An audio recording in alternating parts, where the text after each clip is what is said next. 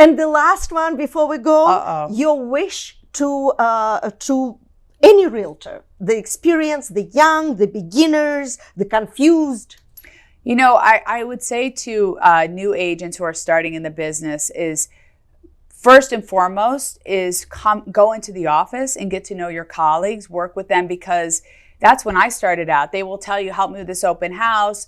They'll help you, they'll educate you, and that's also how you learn from other people. Go to the office, be fluent with the inventory, know what's out there, know what the listings are, go to open houses. New developments have stuff all the time. Talk to your colleagues.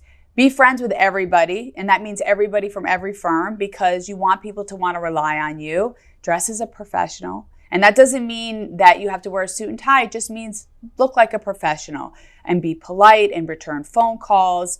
Do all those things, and I guarantee you can be successful. That's it. I mean, it's really, real estate is about showing up, but you really do have to do the work. It's not like just wearing a nice outfit and getting a fancy car. You really do have to study and be prepared.